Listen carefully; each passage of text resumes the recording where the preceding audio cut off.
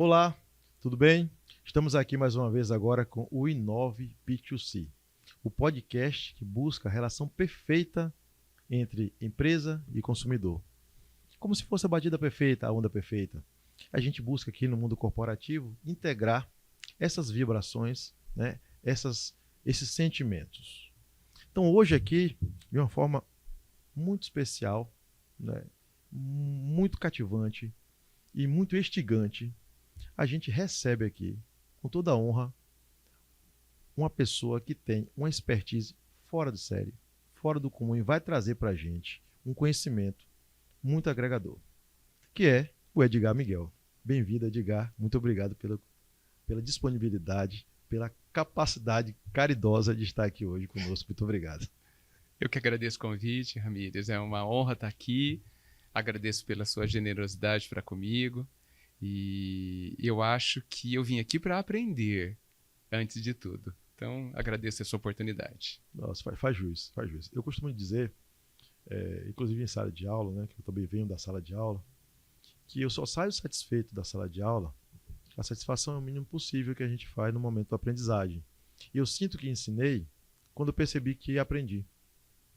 Aí quando eu percebi que aprendi, houve a troca do conhecimento. Sim. E aí eu senti que eu ensinei, eu saio mais satisfeito e feliz de uma sala de aula, do treinamento, seja o que for.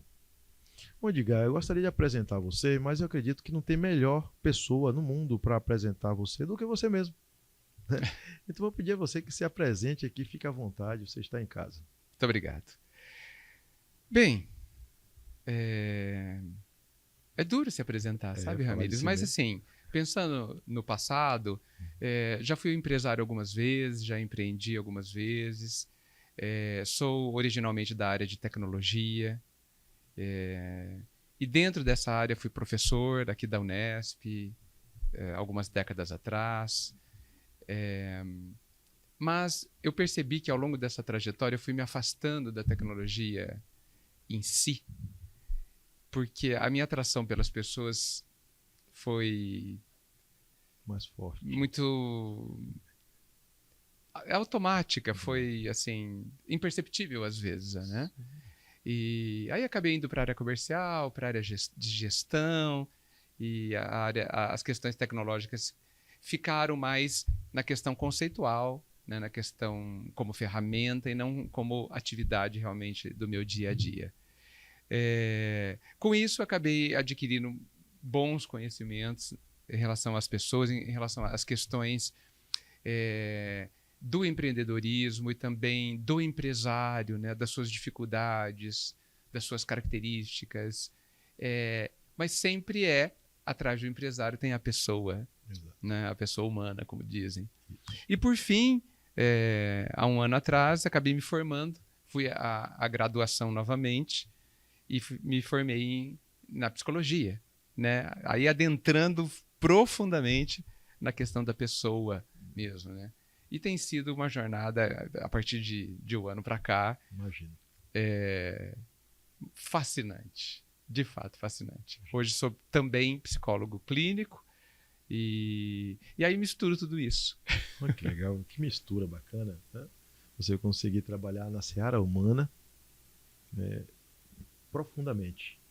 E uma pessoa como o Edgar que já tinha, né, já vem com a carga, né, com uma bagagem interessante dentro desse conhecimento humano e ainda faz psicologia, né? Se for fazer filosofia e antropologia, pronto, né? A gente já tem um master do masterclass aqui em termos de conhecimento humano, né? E olha que de uma forma até pessoal e particular, eu sei que ele trabalha antropologia e também filosofia. Não me dê ideias. Então, ótimo, perfeito, né? Então, uma narrativa simples, direta, né, e sigela e profunda, né, do Edgar Miguel, bastante conhecido por nós aqui. Eu particularmente já conheço o Edgar Miguel há mais de uma década. Parece que foi ontem, mas tem um tempinho já que nós nos conhecemos, né? Ele está mais novo que eu ainda, né? Já estou todo grisalho aqui. Né? Mas é porque ele é uma pessoa jovial, a jovialidade está no espírito, na alma, né? Não está aqui na questão física. Bom, Edgar, então eu tenho algumas considerações, né, para a gente falar aqui que eu trouxe, dentro do trabalho com propósito.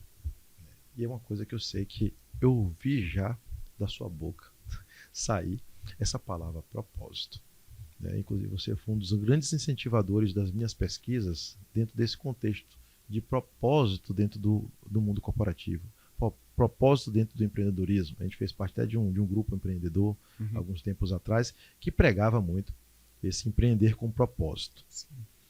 Então, eu queria ouvir de você, como que está agora o Edgar Miguel dentro do mundo empresarial corporativo, que você também é conselheiro de profissionais, de empreendedores, empresários, com esse propósito hoje. Como que está o propósito hoje do mundo corporativo?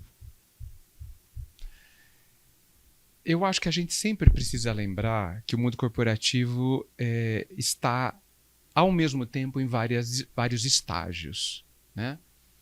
O mundo corporativo é formado por pessoas de todas as idades, de todas as experiências, de todas as visões, né? Então, se você pensar que nós, em 10 níveis, existem empresários nos 10 níveis, né? Eu não consigo dividir quais são esses níveis, com certeza. Mas eu vejo empresários, na verdade, empreendedores, criando empresas para apenas o autoemprego, o que não é nenhum demérito, né? Na busca da sobrevivência. Sim. Mas eu vejo também empresários abrindo empresas por causa de um propósito e não por causa de uma necessidade. Então, falei basicamente dos dois extremos, e aí talvez haja infinitas variações aí no meio. E penso que isso tem muito a ver com a história de cada um, né? Não somente com a posição social ou a posição escolar, o nível de instrução, né? Mas com as características próprias da pessoa mesmo, né?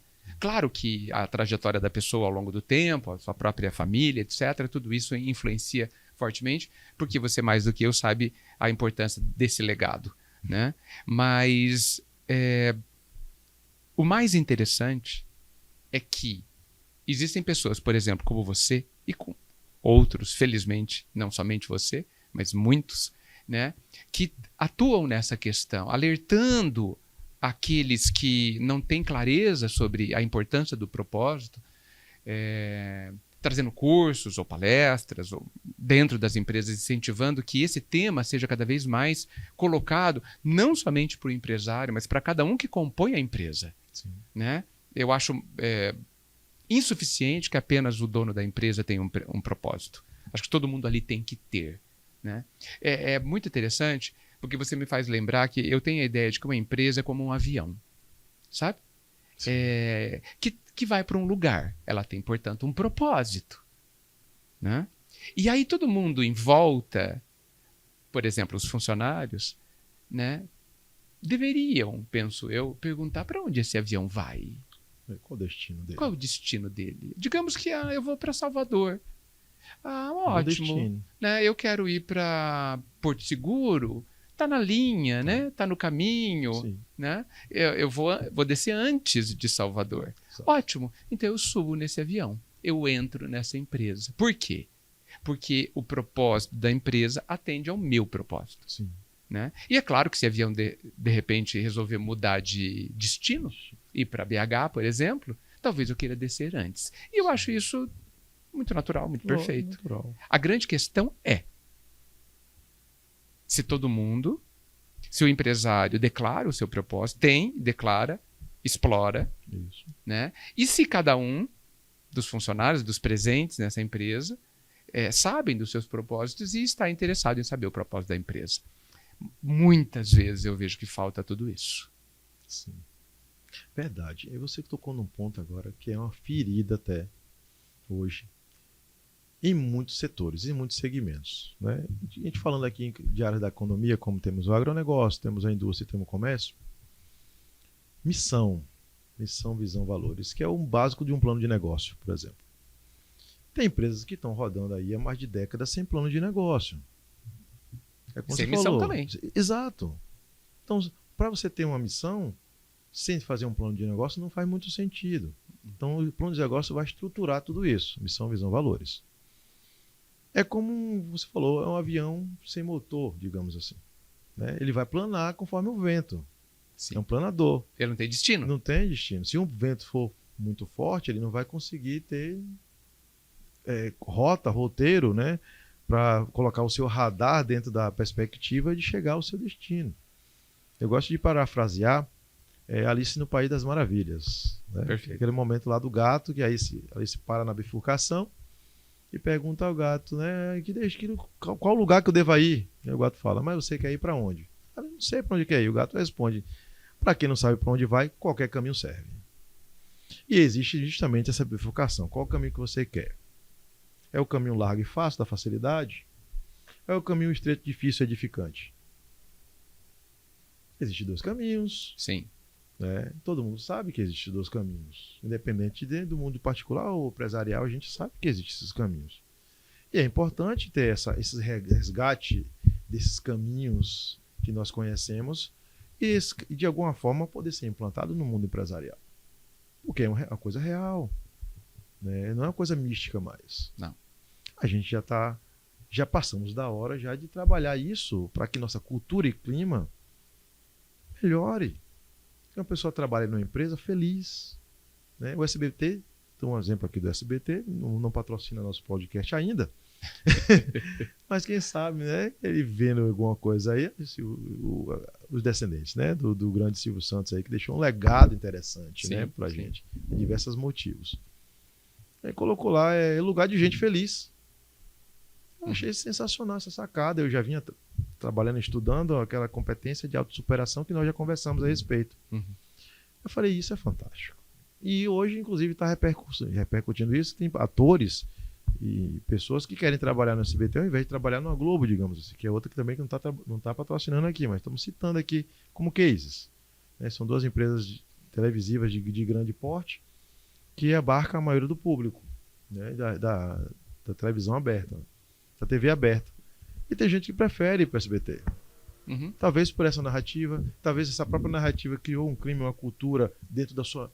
Ele fez um replanejamento do seu planejamento estratégico, colocando isso no seu plano estratégico, melhorando e otimizando sua missão, sua visão, seus valores. Para isso, lugar de gente feliz. Sim. Que não é mais uma televisão que vende anúncio, que vende agora. Aqui a missão é essa. Minha bio vai ser outra. Perfeito. Minha bio vai ser outra. Então, o próprio marketing digital, você que é da tecnologia, a gente se conhecer também nesse âmbito, começa a dar essa narrativa de bio, né? A bio hoje é a bio que você promove alguma coisa, né? Que você desenvolve, que você ajuda. Eu ajudo. O que é o ajudar? Então, o Edgar trouxe isso de uma forma bem clara, né? Então, o autodesenvolvimento humano dentro do mundo corporativo é uma coisa já que se trabalha. Já é trabalhado, já. Inclusive, a própria Edgar já trabalha isso com bastante excelência junto às empresas, aos empresários. Mas fica aqui uma outra pergunta. Essas práticas que se trabalham geram mudanças na cultura e no clima, né? Mas gera mudanças, isso no PJ, na pessoa jurídica, mas também gera mudanças na pessoa física, porque, como você falou, por trás de todo CNPJ existe um CPF forte. Como que você coloca isso hoje, Edgar? Como que você enxerga também isso hoje?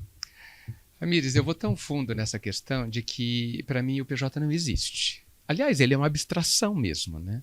É muito interessante falar com a pessoa jurídica, né? A empresa não é uma pessoa. Ela é feita de. Ela é feita de, né? Então, a pessoa jurídica não existe. Eu lembro que numa das empresas, eu estava em reunião com meus sócios e um deles disse assim, não, mas a nossa empresa não consegue fazer isso. Eu falei assim, eu gostaria de conversar com ela. Você pode chamá-la para a gente conversar com a empresa que não consegue? Se ela fala minha língua, de repente. Né? Mas se ela já disse que ela não consegue, ou não quer, ou não pode, né? Eu queria conversar com ela para a gente discutir o assunto. Exato. Né? Mas ela nunca apareceu. Nem vai. Quem que vai representar uma empresa dessa Exato. forma? Numa negativa. Exato. Então, assim, somos nós. Né? Então, eu não consigo ver diferente de que qualquer mudança passa pelo pelo PF, pela pessoa física mesmo, né? Existem alguns cases bem interessantes, né? Conta-se que, eu não sei quando foi isso, não me lembro, que um presidente da Ambev, que também não nos patrocina aqui, não é? Chamou, se não me engano, um grande consultor da Fundação Dom Cabral, né? E disse o seguinte: olha, eu quero mudar a cultura da empresa o ano que vem. Ele disse 5 anos. Ele falou: não, você não entendeu. Para o consultor. Eu pago o dinheiro que for, eu quero que seja o ano que vem. E o consultor disse 5 anos. Um planejamento estratégico. Ponto. Um planejamento estratégico. Porque se fosse uma mudança na pessoa jurídica, talvez ele fizesse em 1 mês. Sim. Em 15 dias, não sei. Né? Mas como é uma mudança nas pessoas, as pessoas têm o seu tempo. Você sabe, né? Existem bastante fases a serem vencidas, e cada uma com as suas complexidades. Exato. Uma delas, por exemplo, é o entendimento, é a comunicação, né? A própria definição da mudança, para onde é, né? Então, mudar a cultura de uma empresa, que é mudar como aquele conjunto de pessoas se comporta, quais são os valores, introduzir novos valores, talvez, reforçar alguns. Ou seja, uma mudança nesse nível tão básico, tão íntimo. Verdade. Que a gente não pode pensar que é mudar uma plaquinha. Não. Né? Quem pensa assim, desculpe dizer, entende pouco do que se está falando. Né? E eu vejo até hoje, não sei se você passa por isso, Ramírez, mas assim, quando você fala de desenvolver, de criar a missão de uma empresa, alguns empresários acham que é uma perda de tempo. Exato. Né? Eles não veem o valor dos valores. Verdade. Né? E isso é muito significativo. Claro. Entendeu? Claro. Ou seja, o primeiro trabalho precisa ser nessa pessoa jurídica, pessoa física, que é o dono ou o sócio de uma empresa. Eu acho que o poder do dono, vamos pensar assim, ou dos sócios, é tamanho dentro da estrutura, e muitas vezes ele não tem noção do impacto das suas ações e das suas não ações dentro de uma empresa, né? Que esse nível de conscientização eu acho inevitável, fundamental que comece ali. Eu não vejo como sendo produtivo, execuível até, começar pela base. Lógico. Não vejo. Lógico. A mudança vem de cima, do ápice da pirâmide. Ápice da pirâmide. É estratégico, né? É estratégico, tático, operacional. Sim. Não dá para começar pelo operacional mudança. Pelo operacional começa a tarefa. Sim. Resultados é em cima. Sim. No operacional, eu costumo dizer isso. Anteontem eu estava falando isso com um empresário. Eu falei, olha, é uma consultoria e tal. E na consultoria, o que você tem buscado aqui, por exemplo, o nome do resultado que você buscou aqui é melhoria no resultado. Vender com resultado. Ótimo, mas para isso, vamos ver se não, depender do empresário, ele quer saber como é que faz tráfego pago, calma, para chegar aí, sim, tem um caminho. Eu preciso preparar você para isso. A primeira pergunta é: qual é a sua missão? Aí já não tem, vamos fazer. Porque senão você vai para qual caminho? Sim. É como te dar uma Ferrari, vamos lá, você está com uma Ferrari aqui, marketing digital, 100%. Você vai para onde com essa Ferrari? Você vai pegar a estrada de chão, não passa. Você vai para o lado. Você vai pela beira da praia, não passa também. É troller, é outro carro. Sim. Então, tem essa questão. E antes disso, tem toda a situação. Paleta de cores. A gente já comentou em bastidores, né, que nas nossas conversas, que as cores vibram. Sim. As cores vibram assim como as notas musicais. 7 cores do arco-íris estão para 7 notas musicais. Então, sua paleta de cores é para você ou para o seu cliente? E tem gente que quer o azul porque gosta do azul. Mas Exato. O cliente não é de cor fria, que azul é uma cor fria. O cliente é do verão, é da cor quente. Você vai colocar uma cor que não vai atrair o seu cliente. É como uma flor, que tem que atrair um beija-flor. Uma abelha. Tem que ser uma cor que atraia.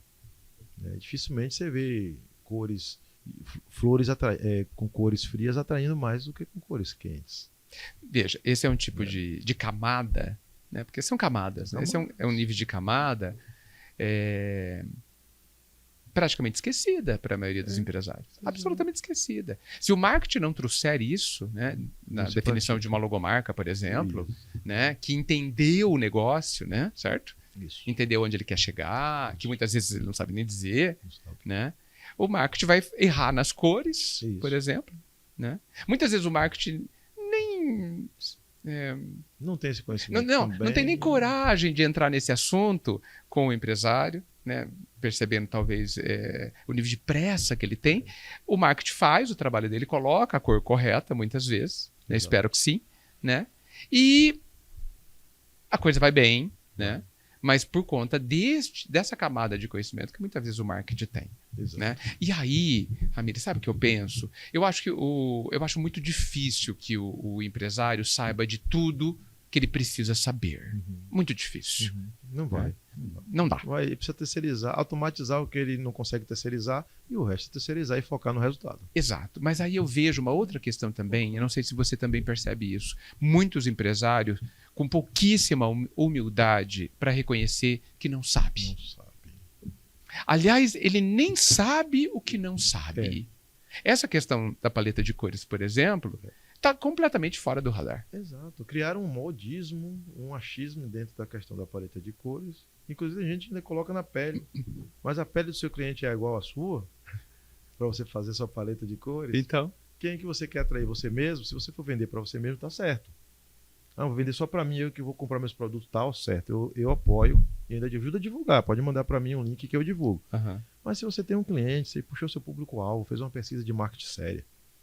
Da pesquisa de marketing de público-alvo, você identificou sua persona. Você aprofundou mais e descobriu que sua persona consumidora é essa dentro da persona. Você foi fazendo um funil, né, do plano de marketing para você chegar no seu funil de vendas perfeito e já sabe quem é sua persona consumidora, seu comprador real. Você sabe que o seu comprador real, olha a palavra-chave, comprador real, ele já vai comprar com você, só precisa disponibilizar o produto na frente dele para ele saber onde está e como comprar. Só isso. É como o Peter Drucker falava. O marketing, e fala ainda, né? O marketing, qual que é a vez do marketing? É tornar a venda supérflua. Apenas do produto se vender sozinho. O marketing é isso. A venda é uma coisa supérflua. A venda é você colocar o produto certo para a pessoa certa. Parece até um contexto de logística, um conceito de logística, que é a base da pirâmide é a logística.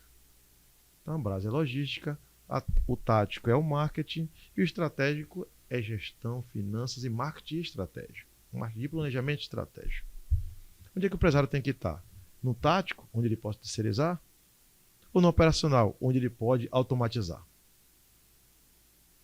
A maioria dos que não têm missão, por exemplo, estão presos no operacional. Sim. Não conseguem sair, estão no desespero.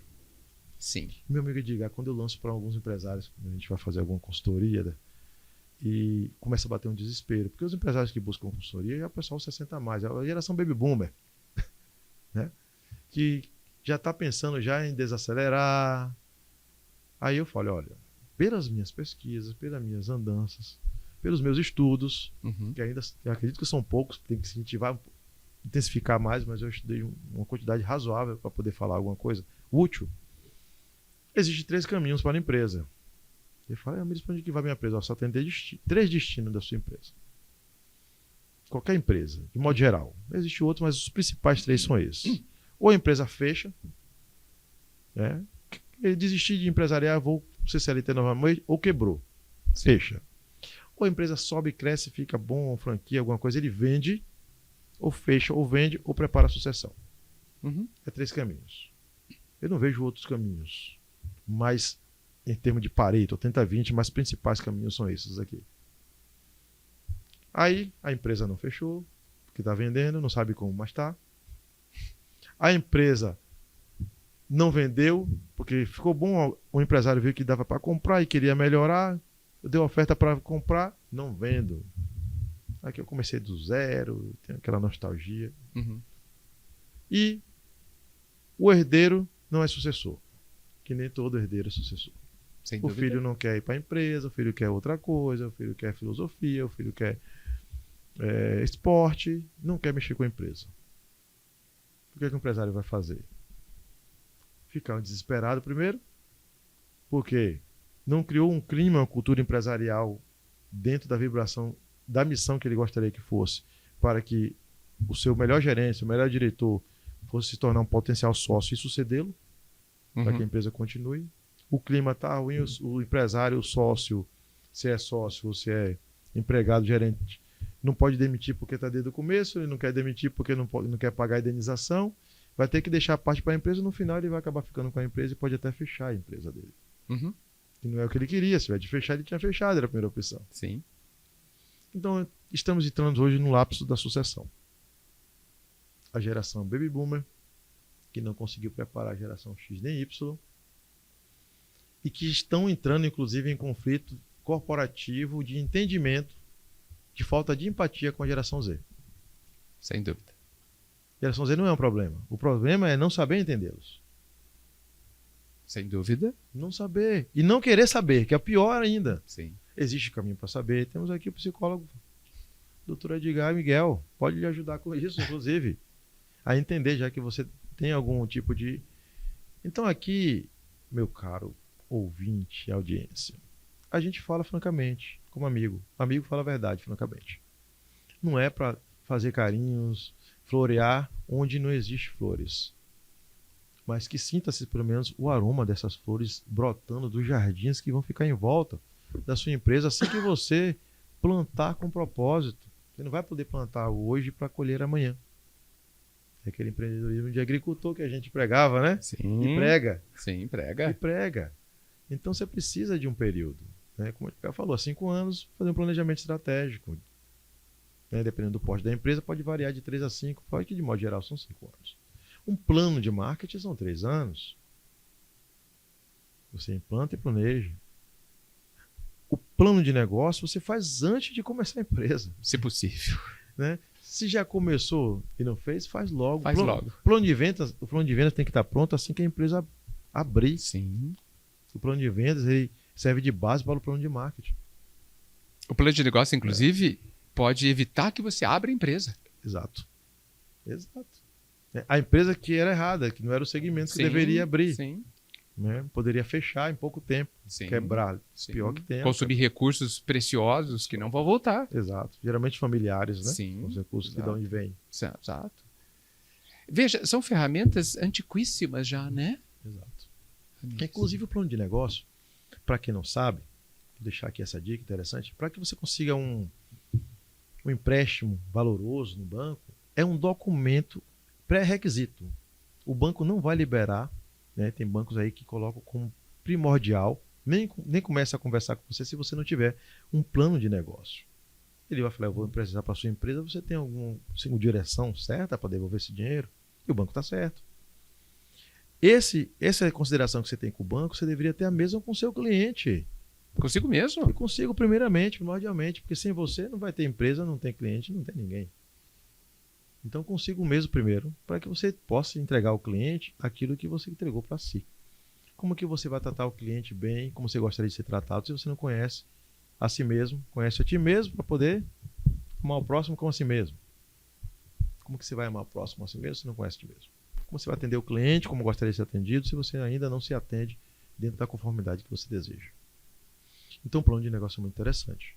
Sim, e ele é ele obriga, exige uma atividade que talvez a gente faça pouco, que é o planejamento, né? É pensar como, né? Antes de fazer, antes de gastar tempo, que tempo é vida, como você sabe, e recursos financeiros também, né? Então, assim, às vezes eu fico entristecido de ver algumas iniciativas sem nenhum planejamento, e sendo que isso está à disposição de 100% da população. Né? Um plano de negócio não precisa nem de recursos para fazê-lo, né? Existem modelos, e mesmo que você não tenha modelos, vamos pensar sobre. Existem instituições que atendem gratuitamente. O Sebrae é uma referência. Exato. Referência ótima. Sim. Sebrae, excelente, eu diria, até mais do que ótimo. Uhum. Te dá todo um suporte, você com o CNPJ na mão, para que você faça seu plano de negócio. Inclusive, busque crédito e tudo mais. Que é o que as pessoas ficam vislumbrando, né? Foca na tarefa e esquece de focar no resultado. O empresário, quando começar a ter CNPJ, tem que começar a focar no resultado. Ele ter ganhos exponenciais, né? Ter ganhos unitários, você vai ganhar 10 mil no mês, 11 mil no segundo. Vai até quando isso? Até quando você aguenta isso? Até o corpo físico aguentar? Então. Ou você vai ter ganhos exponenciais para ter um conforto mais tranquilo lá na frente e poder também oferecer uma coisa melhor para o mercado, seu propósito aumentar. Então, é uma questão muito estratégica, é o plano de negócio. Você colocou aí de uma forma bem precisa. Eu acho que Pensamos igual. É igualzinho. Sua linha de raciocínio foi igualzinho para mim. Eu tenho aqui um ping-pong pra gente. Porque se a gente for falar de plano de negócio aqui, a gente vira à noite. Eu e Edgar, a gente tem um debate, uma linha de debate muito tênue e ao mesmo tempo muito expressiva, né? Dentro dessa questão empresarial, porque envolve a questão humana. O plano de negócio é um planejamento para vidas. A empresa, eu costumo dizer, inclusive uma das minhas obras fala lá, o legado de autossuperação, né? A empresa é feita de pessoas. E as pessoas são feitas de sentimento. Sentimentos. As pessoas são feitas de sentimento. Algo bem pouco falado na camada empresarial, né? Empresarial. Como que você vai fazer um plano de negócio sempre... Aí você vai colocar propósito. Esse propósito é para quê? Para que esse propósito é? Se não para salvaguardar um sentimento humano. Uhum. Um propósito sem que tenha ali um sentimento humano revestido, né? Não é um propósito humano. Não é? Qualquer outro propósito, mas não é humano. Então precisa se ver que a empresa são feitas de pessoas e pessoas são feitas de sentimentos, pessoas são pessoas humanas. Isso é um passo muito interessante para se ter um plano de negócio. Eu penso que antes de fazer um plano de negócio, o empresário precisa passar uma mentoria de desenvolvimento humano. Né? Seria estratégia. E tem várias mentorias gratuitas também. Não quer pagar. Bem, tem coisas que merecem investimento, não é pagar, é investir. Inclusive está investindo até em si mesmo. Sim, né? Fundamentalmente. O autoconhecimento serve de base para tudo. Até porque, Ramírez, eu suponho que você concorde comigo, eu penso que não existe empresa maior que o dono. Se o dono não se desenvolver, a empresa tenderá a atropelá-lo. E normalmente ele não vai deixar isso acontecer. Então ele segura a empresa. Ele represa. Né? Quando ele está, por exemplo, avesso a um determinado risco, quando ele está sem energia para uma transformação, né? Quando ele está pessoalmente numa situação limitada, ele segura a empresa. E aí as pessoas que estão ali dentro da empresa, impulsionadas ao crescimento, né, em outros momentos da carreira e tudo mais, ao ver as limitações impostas pelo dono, por falta de conhecimento, muitas vezes por falta de assessoria, por falta de humildade para buscar, terceirizar algumas coisas que ele não deve saber, mas tem quem sabe. Exato. E que pode ajudá-lo. Né? Essas pessoas acabam deixando a empresa. Né? Depois de um tempo, muitas vezes. Então, assim, a questão do autoconhecimento tem tudo a ver com a perpetuidade da empresa, que eu considero um fator muito importante, óbvio. Talvez a razão dela existir é se perpetuar. Né? Talvez. Não o propósito, que seria outra questão. Mas também a questão da própria lucratividade, que é necessário pensar, mas não é o seu fim. Né? Não é o seu objetivo. Né? Então, se o empresário não se autoconhecer e não se autodesenvolver permanentemente, né, ele segura a empresa. E se ele não quiser, porque ele pode não querer se desenvolver, né, talvez seja o momento da sucessão. Né? Não sei se você deve ter sabido, há alguns anos atrás, saiu na mídia uma decisão dos 3 fundadores da Natura, que eu achei genial. Né? Você sabe. Eles resolveram sair da função executiva da empresa, porque eles entendiam que eles não eram mais capazes de levar a empresa aonde ela queria ir, ou ela poderia ir. E foram para o conselho. Eu achei isso de uma humildade, de uma sabedoria fantástica. E olha que, vejam, certamente eles tinham recursos para se autoaprimorarem, recursos para terceirizarem o que não sabiam. Mesmo assim, eles entenderam que eles iriam limitar a empresa. E saíram. De uma forma organizada, sem nenhum tipo de risco, etc. É perfeito. Maravilhoso. Maravilhoso. Né? Então, assim, Sem o autodesenvolvimento, não haverá uma empresa que se perpetue. Exato. Talvez eu arriscaria dizer isso com essa radicalidade. Não, mas você está correto, coberto de razão. E muitos, acredito que a grande maioria, para se autodesenvolverem, eles precisam antes se autossuperarem. Mas sem dúvida que sim. Aí entra essa vertente do autoconhecimento, de saber a empatia na sua essência, não essa empatia superficial que todo mundo fala, se colocar um lugar para o outro. Não é só isso, empatia. Isso aí é a ponta da ponta do iceberg. Sim. E aí chegar no estado de graça. O que é estado de graça? É a plenitude. Para você se autodesenvolver, você tem que estar pleno, senão você não vai se autodesenvolver. Então é a competência, a autossuperação que nós conversamos. Sim. E vamos conversar mais ainda sobre isso. Vamos. Que eu trago nessa competência essa capacidade da pessoa se autossuperar. Eu ensino hoje essa pessoa a fazer isso. Empresários. Tem gente que vai às lágrimas. Sem dúvida. Vai às lágrimas. Merecidas. A primeira coisa eu coloco um questionário para eles responderem, eles mesmos.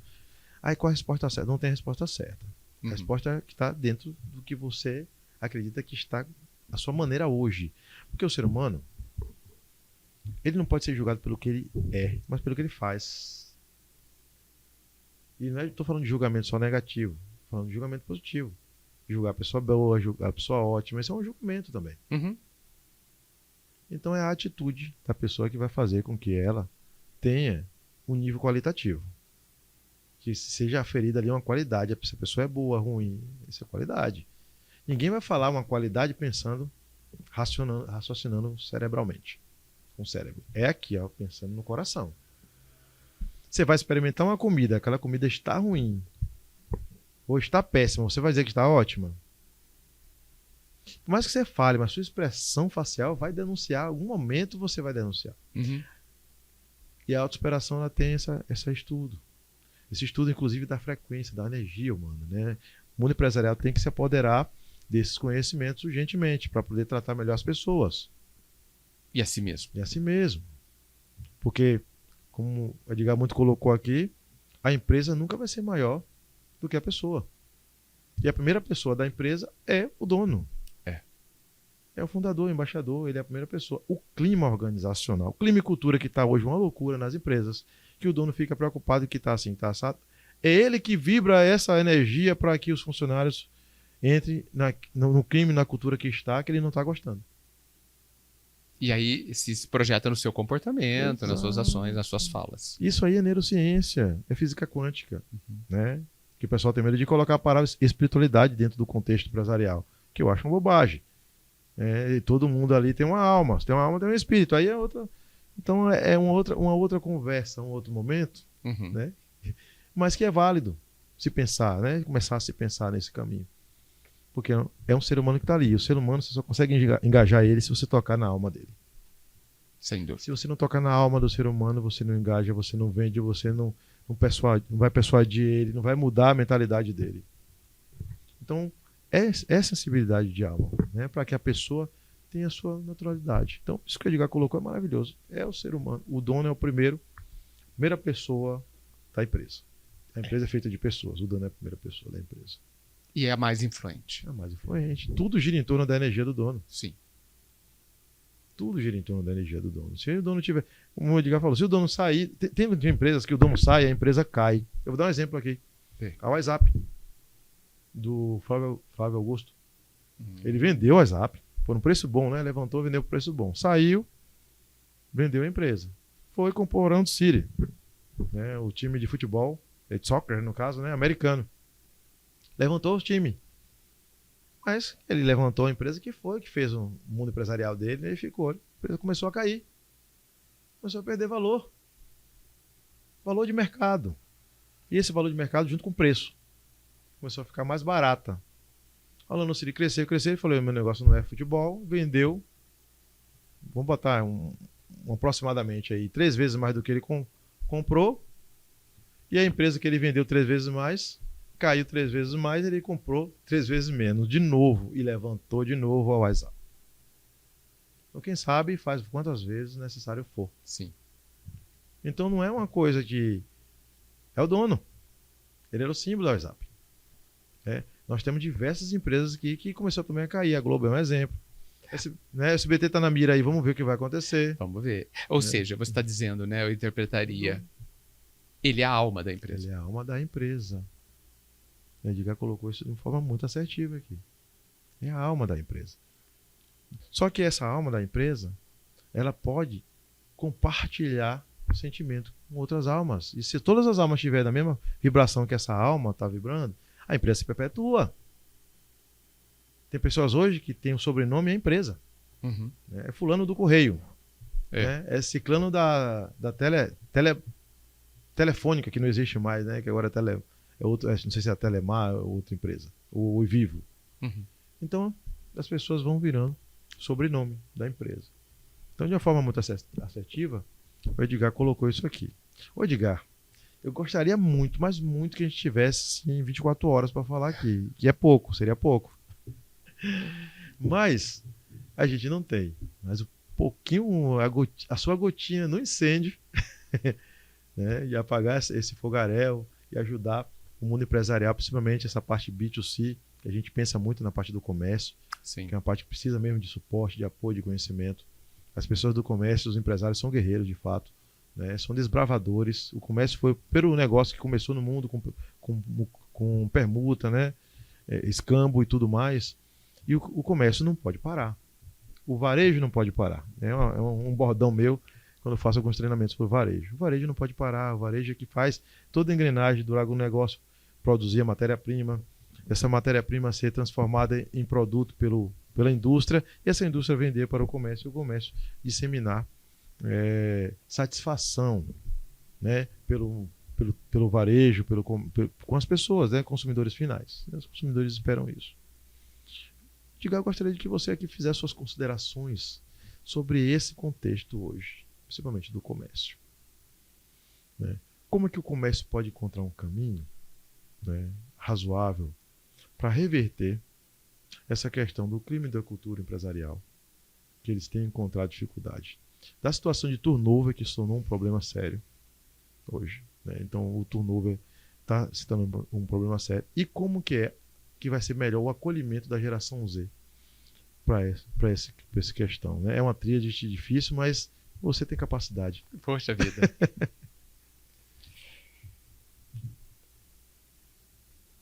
Olha, sendo bastante sintético, eu acho que a gente pode resumir quase tudo que a gente disse, né?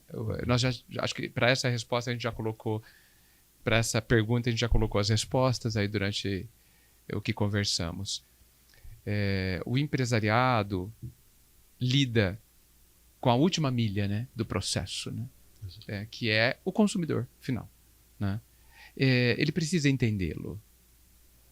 Né? Eu vejo o absurdo de que alguns empresários entendem o cliente como sendo um problema. Às vezes inimigo. Exato. Que é pior. Né? O cliente só dá trabalho, etc, etc. Né? Então, veja a não compreensão do lugar onde ele está. Eu acho que o empresário do comércio ele tem uma oportunidade. Vou até falar diferente. Ele precisa gostar de pessoas. Isso.